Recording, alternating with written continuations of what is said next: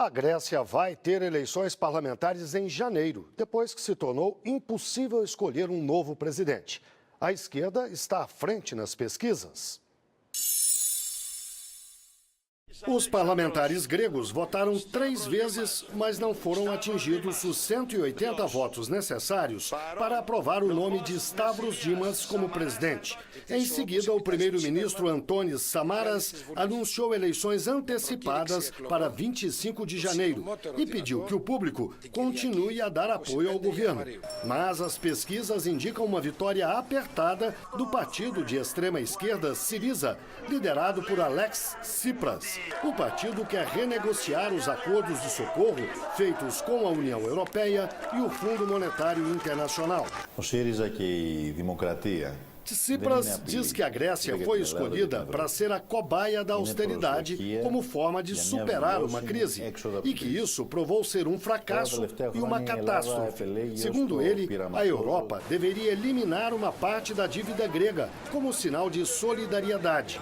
Para não assustar demais os parceiros internacionais, ele promete manter o país na zona do euro e negociar um fim para os pacotes de ajuda, em vez de eliminá-los unilateralmente.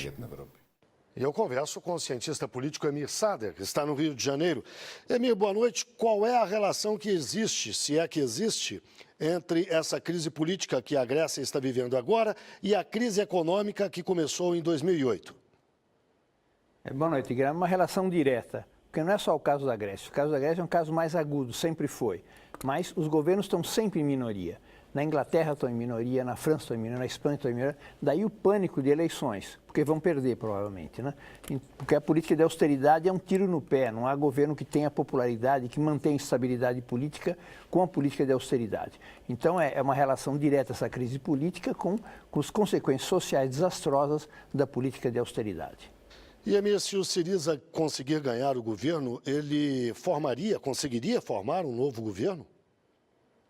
Nas pesquisas eleitorais ele tem uma diferença pequena, ele tem 28% de votos. Mas existe um bônus que se dá de 50 cadeiras no parlamento para quem chega em primeiro lugar. Com isso, mais algumas alianças, que não é fácil, porque o próprio Partido Comunista tem péssimas relações com o Syriza, mas há um grupo menor que pode se aliar e tudo mais, pode eventualmente chegar a constituir uma maioria. Será uma maioria precária, mas pode chegar a constituir. E que mudanças haveria se o Syriza realmente ganhar o governo? Embora exista uma polêmica interna, é uma minoria aqueles que acham que devem sair do euro.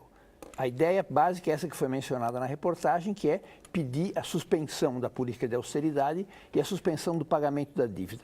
O que seria uma situação muito tensa, muito difícil para o Banco Central Europeu, porque é um precedente, porque outros também não terão direito a isso. Vai se gerar uma situação complicada, provavelmente a União Europeia vai ameaçar de excluir a Grécia para também gerar pressão em cima do governo, porque sair do euro vai ficar absolutamente marginalizado. Então é uma situação de tensão geral. A principal questão é a suspensão da política de austeridade, que não é decidida pela Grécia, é decidida pelo conjunto da União Europeia. Mas seria abrir uma exceção para a Grécia, vamos ver se ele consegue isso e que consequências teria. Emir Sader, obrigado. Boa noite.